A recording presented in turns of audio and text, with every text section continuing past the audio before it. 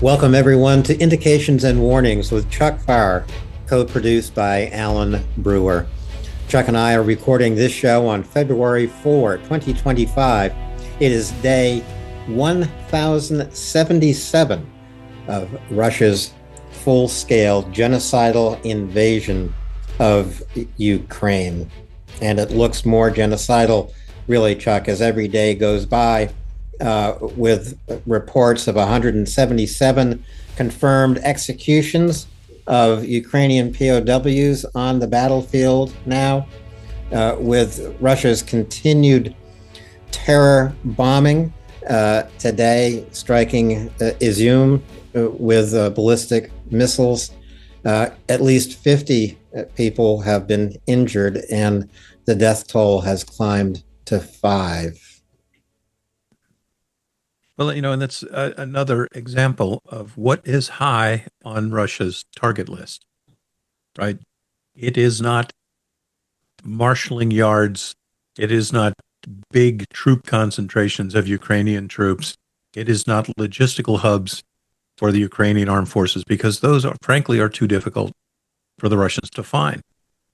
Another thing we should bear in mind, tactical intelligence for the Russians is pathetic.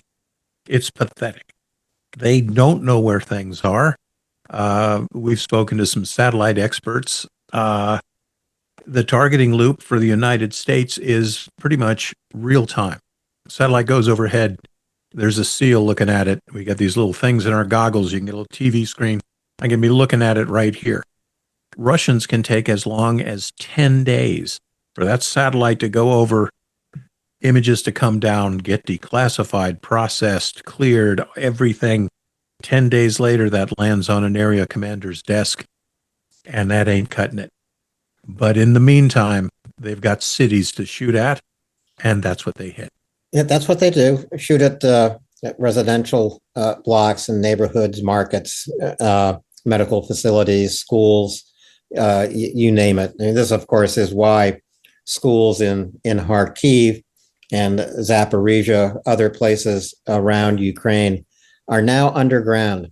So if you're a school kid, your school day starts in a bunker, but you're safe to learn, at least. One thing that Russia can't find is a single factory making drones in Ukraine. Now, Ukraine is able to produce 4 million drones a year. All those factories widely dispersed. Russia would like to find just a single place where Ukraine is making the most innovative drones ever.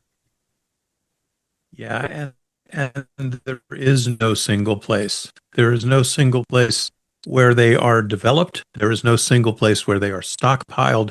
There is no single place where their most critical components, for example, motors, propellers, there is no single place. Russia is trying to fight this hydra that is nowhere and is everywhere.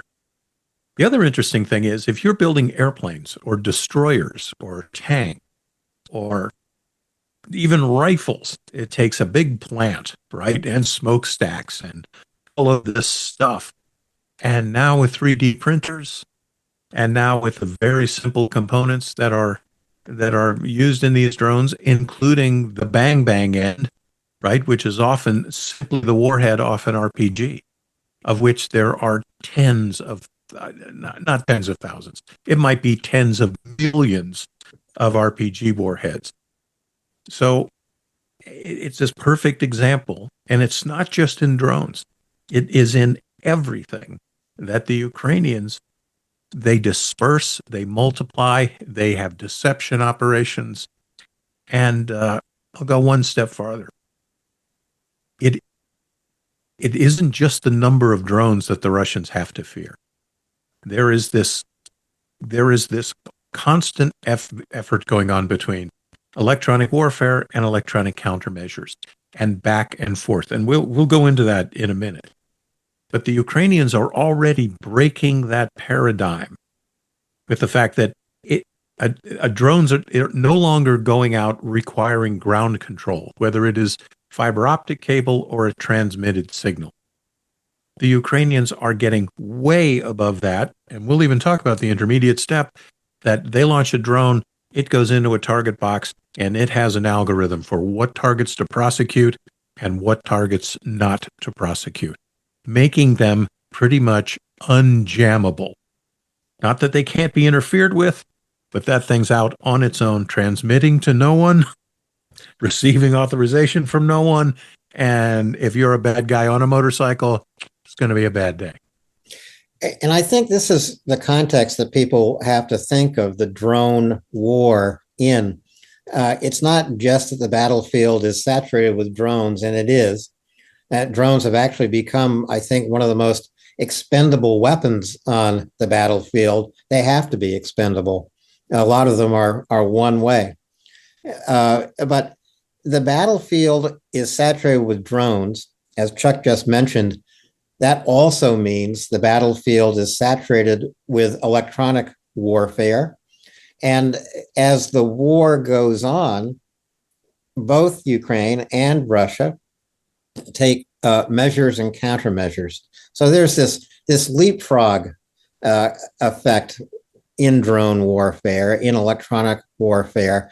And I think that Ukraine is the record high jumper in this leapfrog race with technology. Chuck, what do you think? Yeah, and there is no part of this, I was going to say triangle, but it's more like a polygon, where you've got electronic warfare, electronic countermeasures, countermeasures. So think of all the multi-sided stuff that's going on there. The Russians are always going to be a step behind. So it's already beyond this point where there is one drone operator sitting in one place controlling one drone. That still happens, but that's very rare.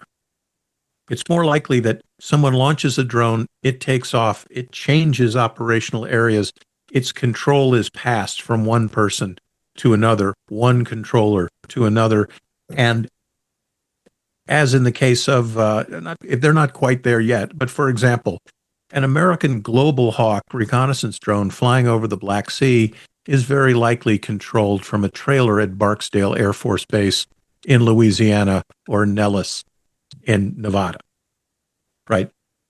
Just a hint to our Russian listening guests, that drone that's closing in on that APC on a road outside of Pokrovsk, it is not necessarily being controlled by someone within 20 kilometers of that zone, making it, and a subsequent Russian tactic we'll talk about in a minute, it shows how desperate they've got to be because the Ukrainians are pushing the ball that far. So, well, I just read today, Chuck, of an adaptation Ukraine has made, sending a robotic transmitter out into the battlefield. It's a relay station, basically. That is the robot that enables Ukrainian drone operators to, as you say, pass the drone off from operator to operator as it reaches its target. And there's a lot of discussion about the fiber optic development in drones. I was listening to a Ukrainian drone pilot, that's what they are, they're pilots, say that it's a lot more difficult to control a fiber optic drone. In his experience, only 1 in 5 drone pilots are really adept at it. Yeah, and they are essentially wire guided weapons. So you have got a spool of fiber optic cable with the controller and a spool on the drone itself. And as the drone flies away, an almost frictionless deployment of the fiber optic cable occurs. Interestingly, the major weapon in the United States that uses this technology are U.S. torpedoes. They too are wire guided. But that also means that your drone is trailing this tail behind it. So you're flying over trees, you're flying through bushes, you're flying around. I can see how 1 in 5 pilots would adapt to really using that kind of weapon, at a very high level, because you don't have the complete flexibility that's available to other drones. Interesting what you were saying about drones actually deploying relay systems throughout the battle space. As the Russians have discovered, these can be turned off and on. You can't necessarily find out where it is because it's transmitting. It might not be transmitting. There are decoys you can see. But as the Ukrainians are going to create this, dare I say, Skynet throughout the battlefield, there isn't going to be a place for Russia to be safe. And, you think of the things that used to be built into drones, and we see this still in the war. A Ukrainian drone is closing in on a moving Russian target, and you will see as the video starts to go out, you used to see it would flash low battery, land drone now. They're broadcasting signals to the drone. So the drone thinks I'm going to go low on battery. I'm going to do a controlled landing. What's happening now is if a Ukrainian drone is sent over the battlefield and it gets hit with electronic warfare, its own algorithms are going to analyze what are they trying to do to me. They're interfering with my flight controls. They're interfering with my camera. I am now authorized to, it's much more complex, but not a whole. I'm now authorized to lock on to the biggest moving thing I can see and kill it. So it doesn't matter that you jammed it. It is, and this is, I won't go too deep into this, but this is no longer science fiction or supposition. Yeah. And a really good example of a countermeasure when you come right down to it, just reprogramming that drone so that it's in control, self-control at the end of its flight. Saw a fascinating video the other day, Chuck, from the battlefield of a Ukrainian drone essentially hiding in tall grass, but watching what is coming down the road. And what was coming down the road was a Russian armored column. The drone let it go by, then comes out of hiding and attacks. It just struck me as remarkable. Well, and needs must. So there is a drone pilot solving the problem. What's the problem with my battery drain and my range? And what are the energy costs of going into a hover, and what are the energy costs of landing and restarting? But we see one example of that. I am sure that tactic has occurred dozens of times. We also know of the drones going out and laying anti-vehicle mines, off-route mines, as we used to call them, but they are triggered by the magnetic fields put out by different vehicles. And your Yugo puts out a little magnetic field, and your main battle tank puts out a gigantic magnetic field. So it's incredible. And I bang on and on and on about it. 1,000 days ago, all of this was science fiction. Yeah. None of this stuff happened. No one knew about it. No one planned it. It's incredible. Of course, for Ukrainians, because of in some places, and actually, when we get to Pokrovsk today, we'll talk a little bit about that.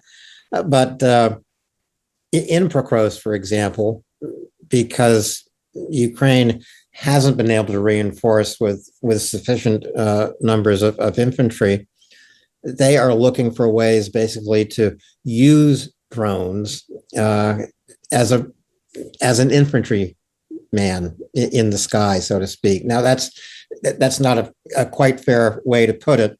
It simply means that coordinating drone attacks and infantry defense on the battlefield have become vital and essential to Ukraine. It's the only way they're able to hold off some of these Russian assaults. Yeah, and no one could have thought previously, although, there were remote gun outposts before.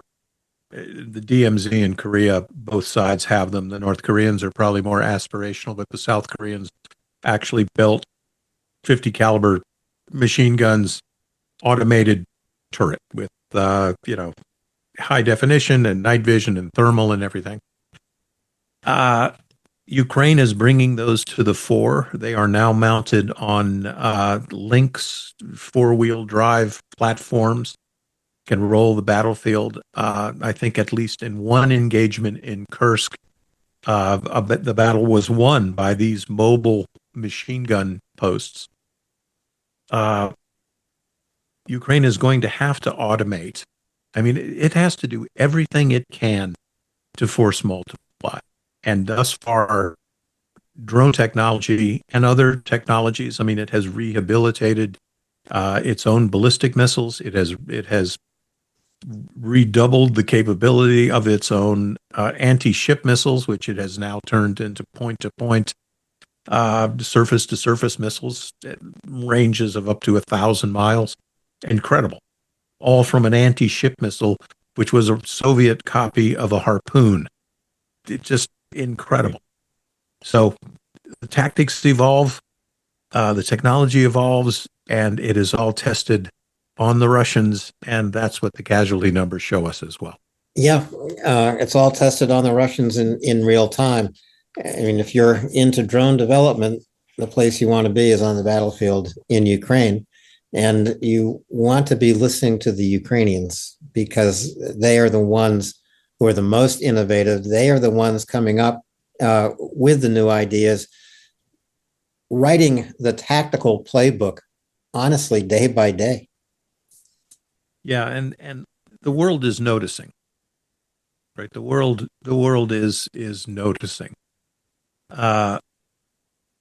It takes so long for the United States to come up with an idea and turn it into a weapon.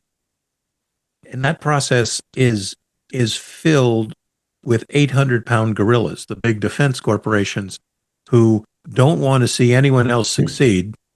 The troops be damned, and we're not going to sell you a $1,000 drone that can kill a tank when we can sell you a $270,000 one-shot NLAW guided anti-tank weapon. And then there was the Defense Advanced Research Project Administration. I'm proud and happy to say we've worked a couple of projects for them. It was designed to speed up the process. It doesn't. What Ukraine has been able to do in 1,000 days is take some kid's idea and turn it into a weapon that has revolutionized war. Yeah. Right? Pretty much as big a jump as going from longbow to musket. Just about that big of a jump. I'd say it's going faster. Yeah. I'd say so. I mean, that is, it's the leap that Ukraine has made in this leapfrog race of development. Ukraine is the celebrated frog. And we are nowhere near the capabilities or the technologies of these drones the way they're going to be at the end of this war. We are nowhere near it. There is another quantum leap coming. Well, we do have 3 maps to take a look at today, Chuck, and drones play a role in each of these 3 areas: Kremenna, Pokrovsk, and Kurakova. Well, for one thing, it's the reconnaissance drones that the Ukrainians have scanning the battlefield that provide so much video of what happens on any given day. It enables people to see how inept Russian forces are, or North Korean forces. When Chuck talks about the risks of crossing open space, there are videos where you can see that. And that's thanks to Ukrainian reconnaissance drones watching these engagements unfold. If we first go to Kremenchuk, uh, we are watching pretty closely this lodgment across the Zarabets River up by Nevsky, Ivanivka, Terny. It looks like Russia is finding a way to expand it. Yeah, and watching that closely over the last couple of days, so the Russians have managed to cross the Zarabets between Nevsky and Ivanivka, and they are extending, what is that? Just about a mile to the west of the reservoir. That shape has changed a couple of times. Every time I check the contact reports, that little red polygon has changed a couple of times. I should have moved the forward edge of the battle area approximate sign because there is a key piece of terrain there, and it goes from Nove down to Kolodizy, and that is a series of bluffs. And the Russians are probably not going to like how much it's going to cost to get to those bluffs. And they're going to like it even less how much it's going to cost to fight their way up there. So we were talking a little bit before the show, and we've mentioned it in other times as well. A lot of times the Ukrainians, they are willing to give some ground, and they are generally willing and able and even happy to give ground that is going to be expensive for the Russians to hold on to. And this particular little salient here, even though the Russians haven't reached those bluffs, the Ukrainians are shooting down at the approaching Russians. And you can see when you get very close into the map, there's very, very, very little cover there. Yeah. So they can see the Russians coming, they can see where they're digging in, and then they can see them as they run away. Very little cover west of Ivanivka. I'm a little mystified by what is in the Russian mind here. Are they driving to the O series 0526 road as an approach to Liman? I don't. I mean, in other words, I look at this map, I just don't see what Russia is thinking. I don't either. I think the Russians are doing what the Ukrainians are allowing them to do. And the interesting thing about this salient, we've the base of it is essentially Nevsky to Ivanivka. But if you dig into this and you look where that red arrow is, and there was contact to the southwest of Nevsky over the last day, that little sliver is the only way to get men, materiel, bullets, reinforcements into that salient. So, the Russians are blowing up this balloon, right? And the balloon's getting bigger, but there's only one little place to put the air in. So we all know what that can mean. Yeah, it means Ukraine's going to let the air out. That's what it means. So again, so someone could say, yeah, well, the Russians have they have taken Ivanivka and they're in Nevsky. What does that mean? And we talked earlier, I think the last show, if your only ruler is how much ground they gained, you're kind of missing the whole equation. Taking this particular bit of ground does them nothing. None. Except gets more of them killed. Yeah. And later in the show, we're going to go through some casualty numbers. They truly are astounding. And, we'll make our point with some numbers, not just opinion. Well, we will keep watching what's happening in Kremenchuk and let the Russians inform me what their strategy is going to be here. But I think that I think it would be quite likely to see Ukraine pull off a surprise on that little red lodgment around Ivanivka.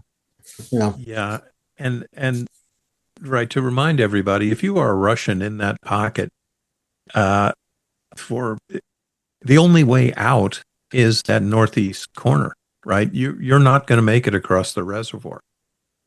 Uh, and again, so you look at that balloon; it's being blown up, and these are the kind of situations you always want to create for your enemy, right? If you've got a guy who is always going to attack, move forward wherever he can, you can lure him into something just like this, right? And he's only got one little way out, and he keeps pumping soldiers into it. And again, there's a problem with their military leadership, right? yeah. This is yeah. There's a problem when you got four. I don't know. Maybe they've got 200 or 300 guys there, and there's only one door out. I don't know. Yeah. And as Just you me. say, I think a very important point. What are the Russians doing? They're doing what Ukraine allows them to do, or in some cases invites them to do. We're going to go to the map of Pokrovsk because all eyes are on Pokrovsk. There are only a little more than 100 combat engagements reported today. Half occurred in Pokrovsk. Combat engagements actually across the zero line have fallen. Frequently, they surpass 200. Just over the last few days, they have declined to 150. And now, as I say, just a few more than 100. But most of those engagements being reported here in Pokrovsk. Talk about a problem that Russia needs to solve and can't. It's how to advance against Pokrovsk. Yeah, they're simply not doing it. And of course, we had a misdate on this map. It's dated 3 January, but it was actually yesterday, 3 February. And it's funny, we segued into there was a estimate of the losses in the Pokrovsk battle space. And I would say the battle for Pokrovsk started after the Battle of Avdiivka. Mhm.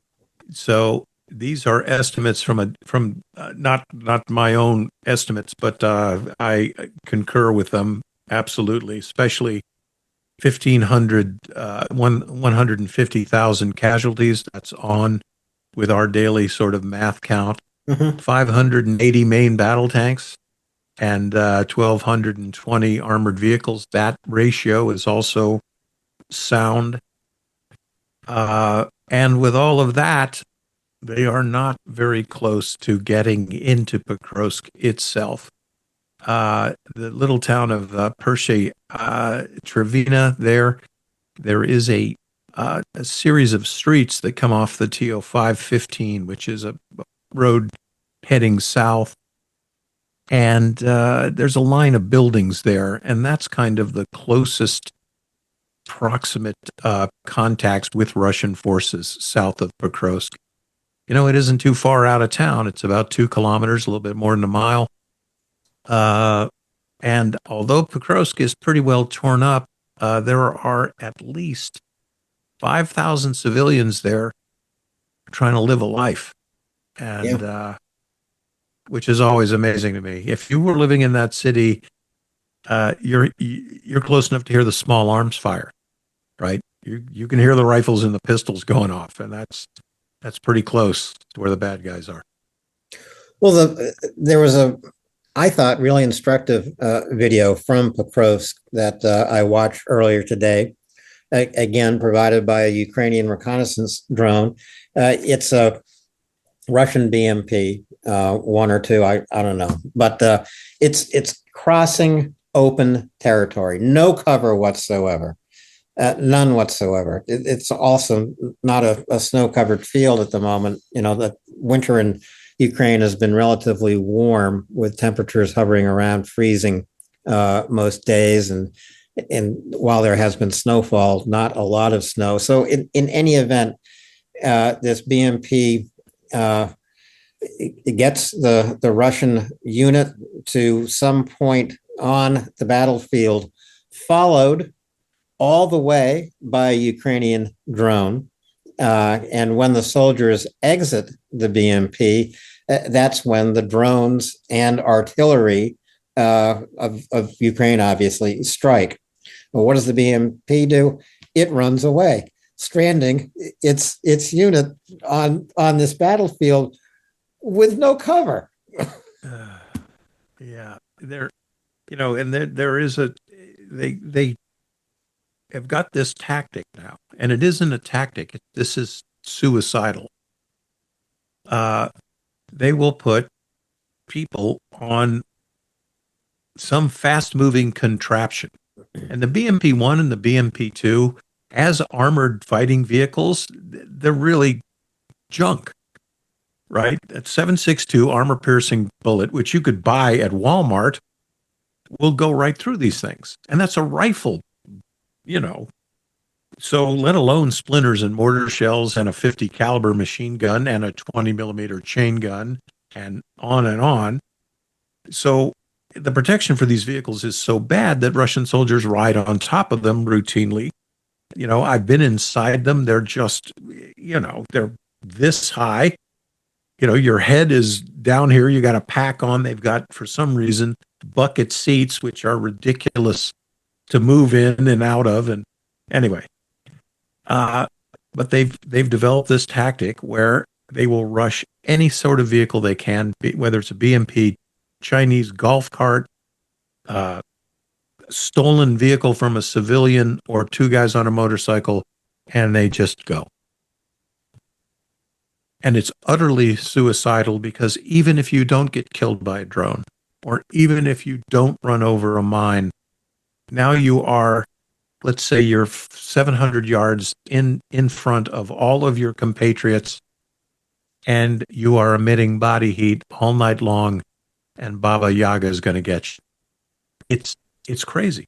It isn't warfare. This stuff doesn't work. It doesn't work when they do it with a squadron of vehicles. It doesn't work when they do it with one vehicle. And we see the internal dynamics and the internal cohesion of the Russian army writ large. Get out of the vehicle. I'm running for my life. You guys are on your own. Yeah. I don't think there were any survivors of this particular attack, and the BMP was hunted down and destroyed as well. But it simply demonstrated to me when Chuck's talking about how dangerous the open territory on the battlefield is. This really demonstrates it. There's no place to hide, and no place where you can get cover of any kind. And there is a lot of open space that Russia has to cross to get to the first streets of Pokrovsk. Right. And again, it's this two-way street, right? You've got to get the attacking force to the objective. And these are things I don't even think the Russians plan. I don't think they even have a 5-paragraph field order. They don't think of this, right? So I want to get this objective. It's doable. It's 800 yards from the zero line. Okay, I put together a force I think will be appropriate to do that. I can't help thinking about the right way to do it, dividing that force into subcomponents to have them maneuverable and operate in support and converge on the objectives. Everything that I've been taught to do all my life seems to be thrown out the window with the Russians. They put everything in a column, in one line axis of attack, in broad daylight, and they go for it. And it doesn't work.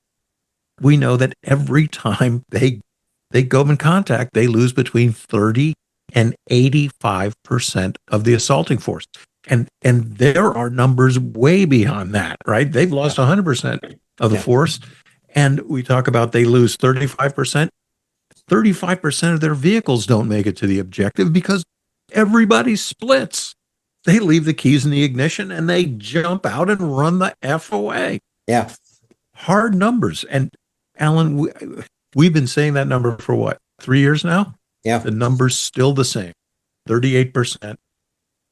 And they leave the hatches open, which is blow this up so I never have to drive it here again. Right. Well, that is about the most forward thinking that a Russian soldier needs. He doesn't want to go back to fight. So yeah, leaves the hatches open and Ukrainian drones take care of the rest.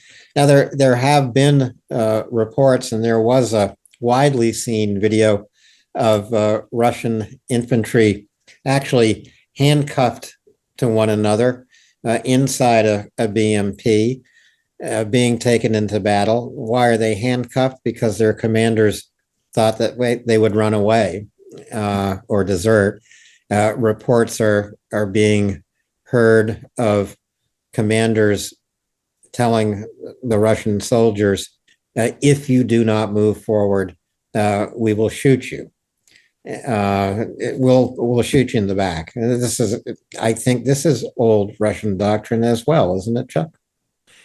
Yeah, it is. But military history has shown us time and time and time again that soldiers who are treated in this manner, right? This is an army that will collapse. It will collapse like dominoes. One squad, 10 guys are going to turn against their squad leader and kill him. And then they'll turn against the platoon commander and kill him.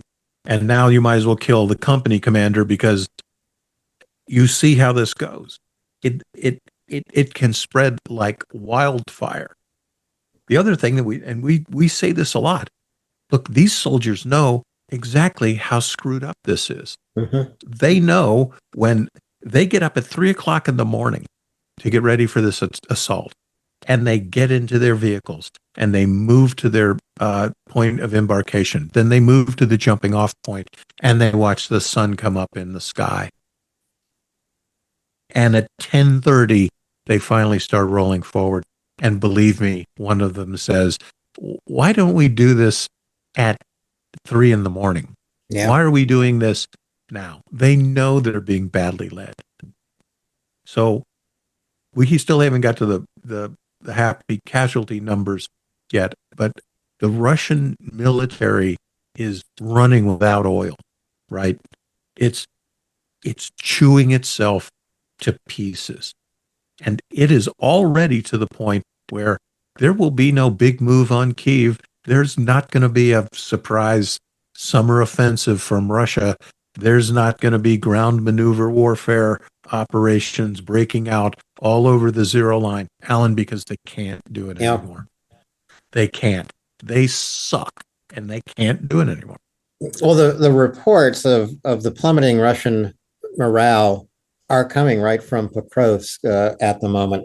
Now, there have also been reports of Ukrainian partisans in Tokmak and Melitopol saying that there are fewer and fewer Russian soldiers to be seen around town, giving me the suspicion that Russia is going to be reinforcing, and actually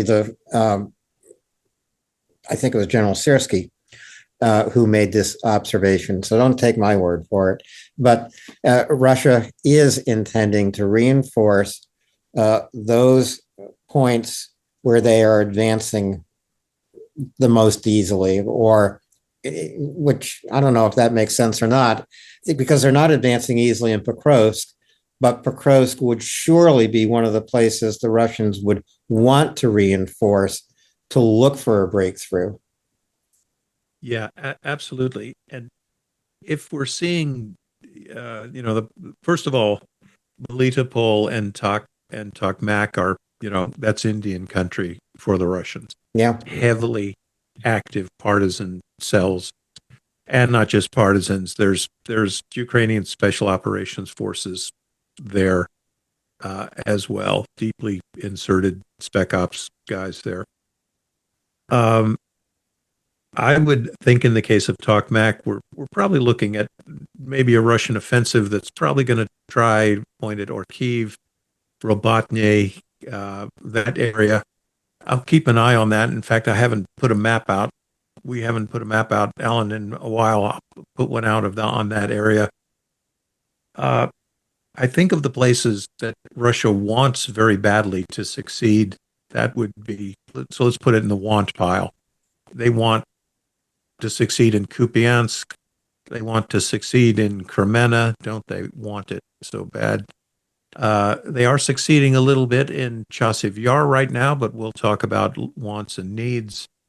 And also Pokrovsk, of course, they want very much.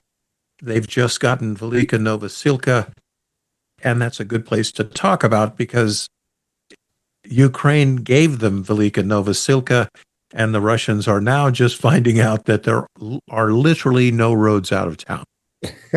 They controlled all the roads out of town, and now they've got the city. You know what? You just can't make that up. I mean, you can't. Now, going back to a place they want more desperately than anything, Chasiv Yar, they have succeeded in entering the northern limits of the neighborhood there across the canal. But should they eventually take Chasiv Yar, they're going to discover just what they discovered in Velika Novosilka. There is no road out of town. Yeah. They got the road that's out of town. So this comes back to what you said earlier. Is it a question of Russia succeeding or Russia advancing where Ukraine permits them to do so? Yeah. It's 50-50. And a couple of days ago, all the Russians in Velika Novosilka were treated to pretty lethal artillery shelling all day long. I mean, all day. Well, and there you want to have, you fire for effect, right? So there's a sort of escalating point of artillery. You get H and I fire, interdiction fire, pow, pow, a couple of rounds. I can tell you what, we used to get hit at 3:30 in the morning, and the third night they did that in a row, believe me, I was awake at 2:00 going, I wonder when it's 3:30. So H and I fire, but then you've got fire for effect, which is Ukraine doesn't have the artillery to spare to shell a city all day long. Right. So what that tells me is the Russians moved in there and they moved a lot of troops into Velika Novosilka. They concentrated, they created a perfect target, right? They packed guys in there and the Ukrainians let them have it. Yeah. Again, those are the kind of mistakes you should not make as an officer, right? Don't send 1,500 people into this place where it takes the Ukrainians with binoculars, it takes them 15 minutes to go, man, that's a lot of antennas on that building. Yeah. Okay. It's just that simple sometimes. Well, sometimes Ukraine makes it look simple. Although there's nothing obviously simple anywhere on the zero line. If we go back to Pokrovsk for just a moment, Chuck, on this 3 February map, it's here actually that people were talking about Ukraine needing to coordinate drones in such a way that they became a force multiplier for the Ukrainian infantry because they need more infantry here. And I don't think Ukraine has any place to find it. No, I really don't. And hang on here. I got a little microphone issue. Ukraine has a finite number of troops available. And they have a rotational system, unlike the Russians. If you take the King's Shilling in Moscow, you're dead. Your family gets $20,000. The only thing they're going to get is whatever the cash on the barrelhead payment is because you're dead. You're going to be in service in Ukraine till the war's over, And as we've already seen, everybody who entered the war entered Ukraine on the initial invasion. They're all dead. The 450,000 people who invaded Ukraine, their equivalent number is deceased now. And in fact, twice that number are casualties. So Ukraine has got to use everything it possibly can to increase the efficacy of the limited number of force that it has to bear. And Ukraine has never once in this war met force on force with the Russians. Yeah. When the Russians invaded in divisions, there was no Ukrainian division fighting them out. So they're constantly using asymmetrical means, principally technology, drones, etc., to not just augment, but to put an exponent on the firepower, the combat efficacy of their existing infantry units. And it already was. I mean, we just talk about it and shrug this off like it's nothing. 3 years ago, there was no such thing as every rifle squad having 2 drone operators. That just you had two guys carrying machine guns, right? Fire team 1, fire team A. You get big knuckleheads like me, and he's carrying a 240. That's or an M60 in my day. Now you've got those drone operators. The Russians are going to have a very hard time getting to Pokrovsk. We can see the territory. They can see it as well. And what is in between the Russians and Pokrovsk right now is one of the most dense minefields that has ever been created, and it is patrolled by flying robots. That's it. Not even exaggerating. There are no hyperbole, folks. That's it. And these Russian rectilinear attacks, column attacks in broad daylight, are never going to get them Pokrovsk. Never. And we're talking 100. The Russians are certainly going to try to use their mass in Pokrovsk as they used it in Bakhmut, for example. But it's almost the concept of mass in warfare. It's like the word snow in Eskimo, right? So there is mass, and that can be the number of troops at the point of attack. It could be a smaller number of troops at the point of attack, but they are moving faster, right? Force equals mass times acceleration.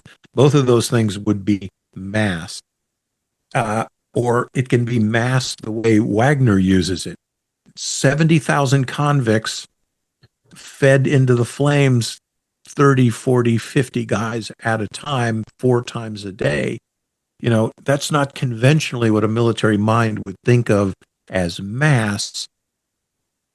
It's this horrific Russian tactic of just peeing these people into the battle space because they don't have the generalship, the leadership, or trained enough troops to take. Think of what 70,000 people. If you had Omar Bradley leading 70,000 people, could they take Bakhmut? You're damn right they could. But you give them to Prigozhin, and he wastes 300 of them a day. Mm-hmm. And that's what the Russians are doing. And that too is mass. That is it. But it's not the most efficacious way to use those guys. I know that was a discourse in military terminology. I'm sorry, but I'm astounded. The interesting thing about the Pokrovsk maps, they don't change much from day to day. I know out to the southwest of Pokrovsk around Kudry, the Russians have expanded a bit, but the Ukrainians have counterattacked there. What I was going to say is just because the map doesn't appear to change, don't make the mistake that nothing is happening in Pokrovsk. A lot is happening in Pokrovsk. This is pretty much the center spot of action on the zero line, and it will remain so for the near future. I also think that that Putin and his commanders in Ukraine are probably looking to reinforce attacks wherever they possibly can in order to race this other clock that's running.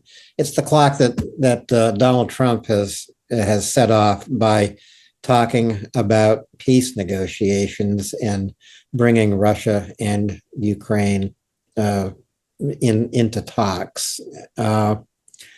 So I think Putin wants to race against that clock as successfully as he possibly can. You know, he definitely has some urgency, but remember, Putin's deadlines are like his red lines. They're really aspirational, right? He wanted to have Kursk all cleaned out by the 20th of January. That didn't happen. You and I have done a great job through our careers here covering Ukraine. It's staying away from politics and personalities as much as we can, referring to the commander in chief instead of the president per se. But the commander in chief is an unknown quantity to Putin. Now, sure, they're buddies, all that stuff, but let's just put it the way nobody knows what this guy's going to do. Nobody. Nobody knows. Right? I do know this. And again, I'll try to stay away from the crystal ball as much as possible. Russia is weaker now than it has ever been since World War II. They've lost more troops, more tanks than several NATO countries together. Their entire armed forces wiped out. They've lost more than that. People can say Russia's a big nation. Right, groovy. That's why they're T-55 tanks rolling into combat right now, right? T-62s, T-72s, T-92s. Okay, that was all, folks, in the last century, in case anyone noticed, right? This war is weakening Russia. This war is unwinnable for Russia. This was a 72-hour military operation to overthrow the government of Ukraine and return it to its rightful position as a Russian satellite. It's unwinnable. They can't win this war. Putin needs to negotiate. You know what he doesn't need to hear? He doesn't need to hear the commander-in-chief of the United States saying, no more oil trading for you at sea. No more. If a ship's carrying Russian oil, we're going to seize it. And you know what the Russian Navy can do about that? F all. Not a thing. So I don't know. I'm still not happy with the way things are going, Alan. How could we be happy? Couldn't. There are billions of dollars of aid that the previous administration said had been given to Ukraine, but lo and behold, it never got there. No. Because it was never dispersed. Right. It's not in Ukraine. It's in the United States. No, it's in the United States. Right. Yeah, it's not in some mafiosa's pocket somewhere. It's right in the Federal Reserve where it always was. Yeah. We'll talk about that. Reports are coming out about discussions inside the Biden administration and why Biden failed, frankly, to live up to his promise to help Ukraine. But he really did fail. And it appears more and more it was his failure, his decisions, not those of Jake Sullivan and Lloyd Austin and General Brown. The military, the Department of Defense, is part of the executive branch of government, but we don't make policy, right? And we execute. We're not executives. We execute policy. And I'm one of those guys. Hey, look, if you're a naval officer like I am, the commander in chief is the burning bush. What he or she says goes. That's it. Maybe if you're a 4-star admiral, they might want to hear your ideas. But other than that, you just say 3 bags full, sir, and you, aye is what you say, and you get it underway. So I'm sorry that happened. I'm a lot more than sorry. I mean, I'm pissed. Yeah. Um, and I'm pissed that it didn't happen, but I'm also pissed in the way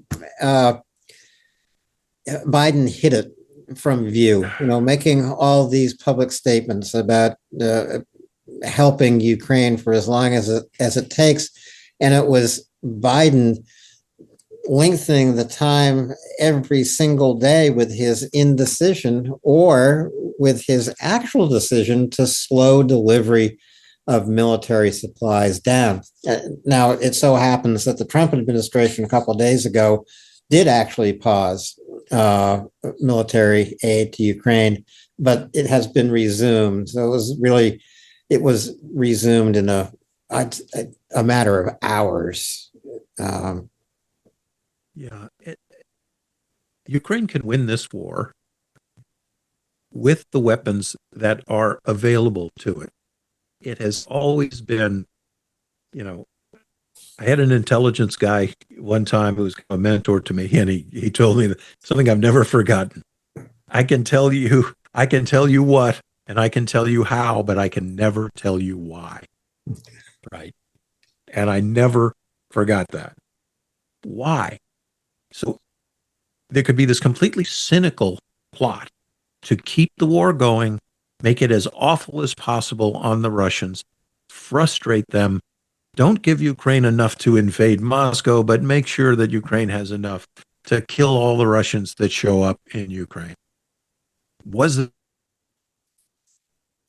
cynical plot like that put afoot? How could that be when you watch ballistic missiles slam into Ukrainian cities? How could you do that? So, right. Please, somebody tell me why. Okay? Tell me why.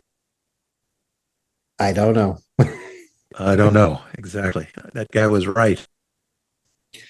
We're going to move along to Kurakova, where days after Russia occupied Kurakova, Ukraine maintains this pocket, apparently are inflicting a lot of casualties on the Russians, but this stretch of the H-15 highway has got to be one of the most dangerous places to be in Ukraine today.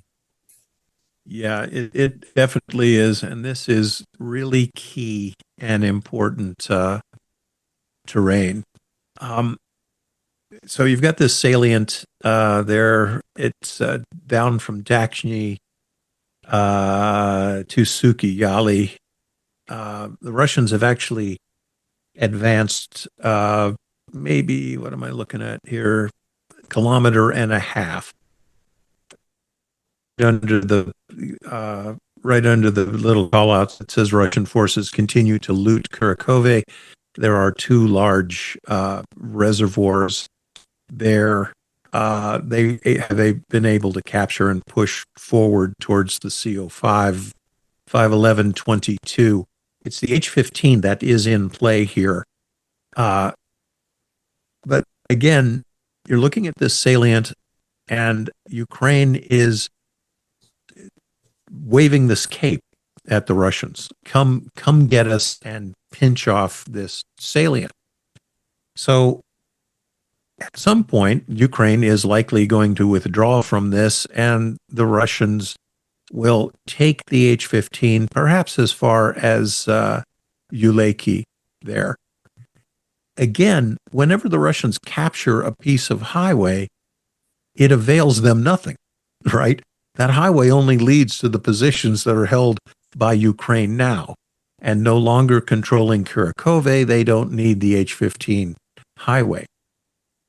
The interesting thing about the H-15, if Russia had an army in fighting trim with decent leadership, it would be blasting down the H-15 and headed for Zaporizhzhia. Yeah. That's what it would be doing. That's never going to happen, Alan. They can't do that anymore. They just can't. They don't have the troops, the training. Their equipment is increasingly obsolescent. But for me, they don't have the leadership. And even if they had a plan, they don't.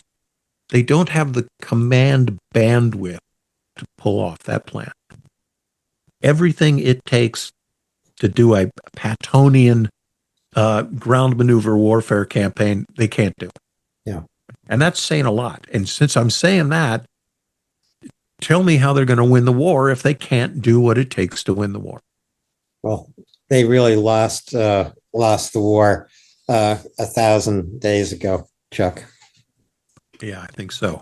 It's just, and that's unfortunate. Yeah, because let's make it's time for them to go home. Right? Yeah, they failed. They have failed. Let's kick them out of here. So I have to admit, when I look at Kurakova and I see what the Ukrainians are doing here, it takes undeniable courage to fight in this pocket. Are the Ukrainians simply holding on to this stretch of the H-15 to slow the Russians down? I mean, what is the purpose here? Well, it's an attritional fight. So the Russians want something. They are going to keep sending troops to get it, and the Ukrainians are going to meet them every morning and kill everyone who shows up. So down into the pocket. So we're south of Drachny here, and I think we mentioned this last time, but the C Series highway, the 051122. And you go to the west of that and you see 1, 2, 3, 4, 5, 6, 7, 8 of those tree lines. And every one of those is fortified. And if the Russians intend to continue to push west, they are going to have to cross those tree lines. Interestingly enough, the space that they took to take those two sections of reservoir, they weren't as well defended. The topography was easier there than it will be on the other side of the CO5 1122, especially because you've got those tree lines, and then you've got the contour lines show that there is a low water course. If you head west directly from the two square reservoirs, those contour lines tell me there's a stream bed there. And stream beds are where vehicles get bogged down. They are where, it might look like the way you want to go because perhaps it's a little lower, you got some cover, but your vehicles are going to get caught in there. It's also a place the Russians don't seem to ever grasp this, that they get channelized, right? They go into terrain where they are blocked in. And even when they're not constrained by maneuver, they line up in column. So the effect is the same, right? They keep bringing the minimum amount of firepower to bear for the longest formation, right? You've never seen a Russian squad leader in this war turn around and make this hand signal, which for SEALs means make a wedge. We were like this. Now you make a wedge, right? And we do that. So before I had one gun with a point man. Now I've got every SEAL's gun pointed at the enemy. Make a wedge. They don't do it. See, that works for squad tactics with a couple of commandos, and it works for larger maneuver elements. Now they are constrained by the number of mines that they confront. But again, Alan, it's a question of talent, equipment, leadership, and the very limited and diminishing capabilities of the Russian soldiers. Mm-hmm. They can't do these things. I don't think this pocket is going to last that long, but who knows? We'll keep looking at the H-15 as it runs out of Kurakova throughout the week, and who knows, maybe into next week as well. Although we don't have a map from Kursk today, and now I'm trying to remember, did we talk about Kursk at the top of the show, or was that before the show? That was before the show. The show. So there have been these contradictory reports about the North Korean forces either having been withdrawn. South Korean intelligence says indeed they have been withdrawn from the battlefield. Ukrainian intelligence said no, there are still North Korean soldiers fighting in Kursk, but I don't know if they're still fighting or if they've been withdrawn.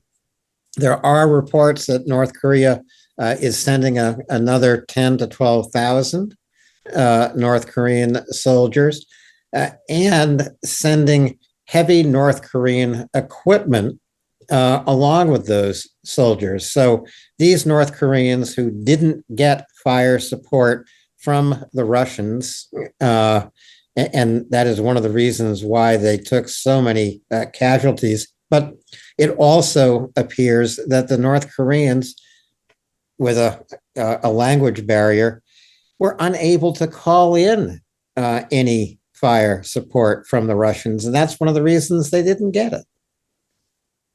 Well, and again, I keep dissing the Russian military, but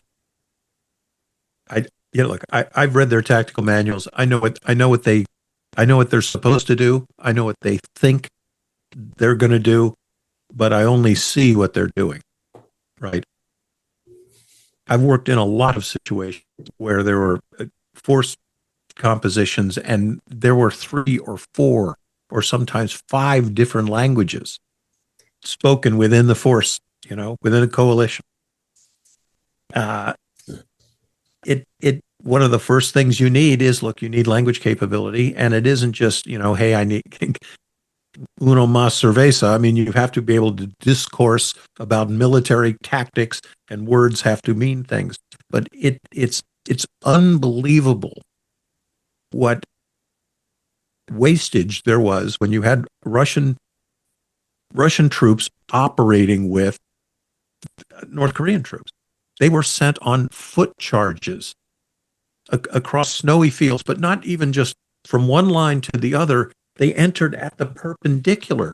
So they literally set them into the jaws of death, right? Not just you had to fight where the North Koreans had to fight the enemy in front of them. They had to charge with the enemy to the right of them and the enemy to the left of them. And we saw it again and again and again. No fire support, no mortars, no heavy machine guns, nothing. And it didn't take very long from August until December that 3,800, maybe even as many as 4,200 of the original 10,000 were casualties. 42% casualties at the high end. Wow. That's not what winning looks like. And someone in the comments said, you got the Charlie Sheen references. That's it. Charlie Sheen winning, right? It's not what winning looks like. Well, North Korea is taking care of this problem by sending more troops, but also by sending more North Korean artillery, more heavy equipment to be operated by the North Koreans. So when the reconstituted North Korean force gets to Kursk, it will be self-contained. They won't need to talk to the Russians. I guess that's one way to look at it, right? That's what they think it looks like right now on paper. So one of the things this tells me is they sent down the guys over here and they weren't an expeditionary force, right? They didn't have their own air power. They didn't have their own artillery. They didn't have their own tanks. So they basically came over here as light infantry, which doesn't work, right? They came out over here without electronic warfare. They came out here with the best army they got from 1953, right? Whenever the armistice was in the Korean War, that's who they sent. Their problem is not going to be solved by dragging their artillery all this distance and lining it up hub to hub, as we see they like to fire in these giant artillery parks. Yeah, I'm telling you, it's not going to work. And welcome to the next 10,000 North Korean troops. You are not going to be the war winners, guys. You are not going to be employed on that battlefield for maximum effectiveness, and the burn rate's going to be the same. So what was that, 4 or 5 months? Yeah. 40%, they were losing 10% a month. Yeah. We'll see how that works out. I think it also means it's quite likely that Ukraine will hold on to this lodgment in Kursk, maybe even have the opportunity to expand it for many, many weeks to come. I'd say many, many months to come. Those North Korean forces aren't going to get there overnight. And I don't think, and I agree with you, Chuck, they're not going to make a difference. No, it just won't. The other thing is there are cultural problems here that are not. There's racism. There's just all sorts of other ugly bits of grit in the machine. These two units are not going to work well together. Why do I say that? Because I saw these guys get sent to their death. Okay, I saw it with my own eyes. That was not a one of. Mm-mm. You know, that's the way they were treated. They were totally expendable. We'll see. Yeah. I don't see them as war winners here. I just don't. No. And I don't happen to see Donald Trump as a war ender. That is what he's trying to do by making peace negotiations take place. It was today that he officially named General Keith Kellogg his special envoy to Ukraine. Just to my way of thinking, Chuck, by Trump inserting himself into this war as the chief negotiator, to me, he's already broken a cardinal rule, which is nothing about Ukraine without Ukraine. Nor can I understand why Trump and Kellogg have started to talk about the necessity of having elections in Ukraine, even while the war is underway. This simply plays into Russian disinformation and one of Putin's lines that Zelensky is not a legitimate president of Ukraine, and therefore Putin would refuse to negotiate with him. Now, Kellogg said lots of countries have had elections during wars. You know, he's not right about that. He ought to get his history straight. In the United Kingdom, Britain postponed the 1940 election because of the war. The next election didn't take place until the summer of 1945, after Nazi Germany had been defeated. Incredibly, Winston Churchill lost that election, but Britain held no election while it was fighting the Second World War. Now, technically, yeah, middle of the summer 1945, the war is still going on, but Nazi Germany has been defeated. In any event, you know, I would say to Trump and Kellogg and other advisors in the Trump administration, let Ukraine decide for itself when and how it's going to hold elections, and let Ukraine decide for itself how much they have sacrificed so far. And how much more will they sacrifice? Maybe a lot more to get what it is they're fighting for: their sovereignty, their future, and their security. And you know, there are also the very legitimate tenets of the Ukrainian constitution. They are in a state of emergency in addition to a war, and they are not. The Constitution does not provide for elections during a state of emergency. Now, this was not some lashed together constitution that President Zelensky put together. These were the rules going in, right? So, you know, there's a lot going on here.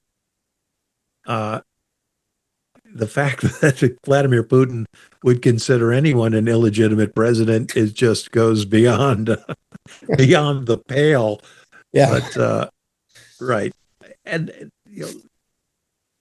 the thing is, it's look, democratic nation democracy is this precious thing. It can almost never be exported. Nobody can bestow it on you. Liberty is something that you have to earn, and democracy is the governance of a liberated people. So, this all the complaining about it drives me crazy. Ukraine is a nation of laws. They are functioning under those laws. Yeah. And this is not a problem that's going to be solved by Trump or anyone else in the next 6 months, 8 months, 10 months, 2 years. Alan, I'm still going 4 more years of combat. I wouldn't be surprised. That's what I'm going for. Wouldn't be surprised. And I don't think Trump can solve this in 100 days. That's Nope. more or less the new window of time he's given General Kellogg. Maybe they'll start negotiations in 100 days, and maybe they'll be over in 10 hours. But that wouldn't be the solution of ending the war. It would probably be the continuation of the war, because Ukrainians deservedly hate Vladimir Putin and the Russian nation he is leading in this genocidal invasion. We all know the reasons why. The kidnapped children, the executed Ukrainian prisoners of war on the battlefield, the continuous bombardment of Ukrainian civilians in their cities, the effort to leave Ukraine in the cold and dark of the winter. How do you negotiate with a wanted war criminal? I don't think you can. Right on. And exactly what we've been saying since the start of the war. How do you sit down with Lavrov and negotiate with him? How do you do it? He's not a worthy person to talk to. He destroyed his own credibility by saying, even as the tanks rolled, we have no plans to invade Ukraine. And need anyone be reminded of look, Russia has embarked on a series of wars since the post-Soviet times. Ask Georgia, ask Chechnya, ask Moldova, ask any of the satellite regions that have tried to turn their faces towards the West and the 21st century. Ask what happens to them. So this is that Putin has to lose. That's the only way he's going to understand this. He is already approaching the point, Alan, in my estimation, he doesn't have the army that can win this anymore. No. He doesn't. He needs peace. Ukraine needs liberty. Yeah. And we'll be here the day Ukraine gets that prize that they're fighting so hard for. We'll be here to say Slava Ukraini, but on day 1077 of Russia's full-scale genocidal invasion of Ukraine, Chuck and I are going to say, keep fighting, because we're all depending on you. Heroin Slava, glory to the heroes. Alan, thanks again, and we'll be doing this soon. Thanks everybody for listening, and I hate to say it, I got to be the one. Look, push the like button. It doesn't cost you anything. Give us a thumbs up. Subscribe. It helps the algorithm, and we're all here for the reach. That's all we're doing. So, yeah, help us win. And thanks for your questions, and thanks for watching. See you soon, Chuck.